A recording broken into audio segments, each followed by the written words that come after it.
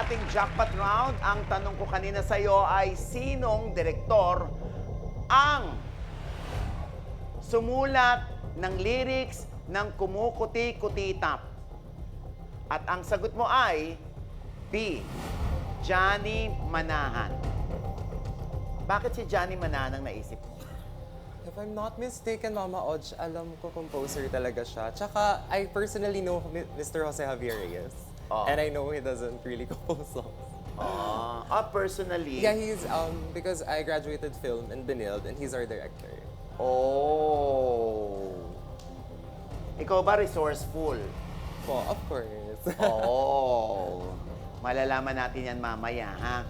So, ang sagot mo ay Johnny Manahan.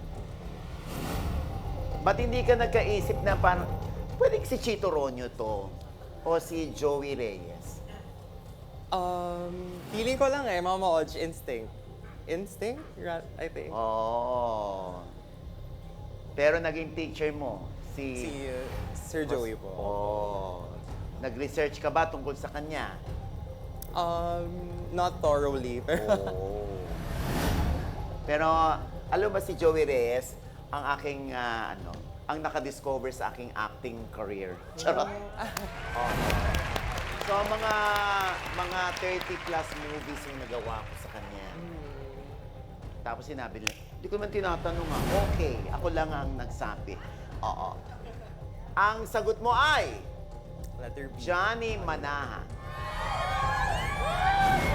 And your answer?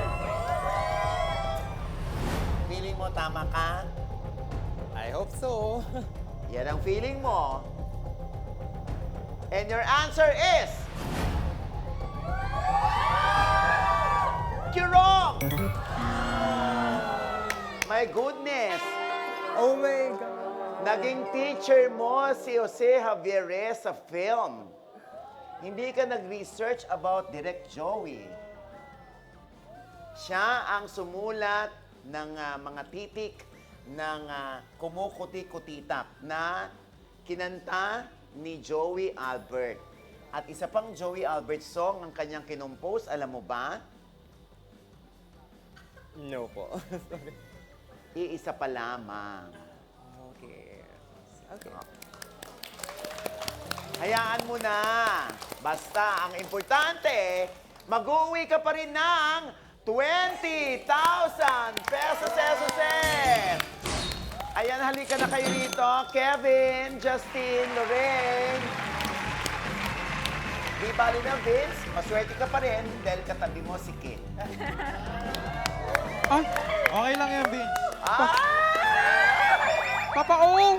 Wait, Papa O, para mali yung pwesto ko. Okay ka na dyan. Dito ka.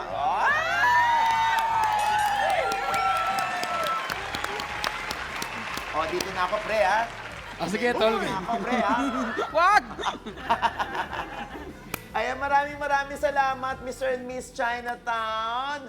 Okay, maraming salamat po, mga chismosang kapitbahay, ha?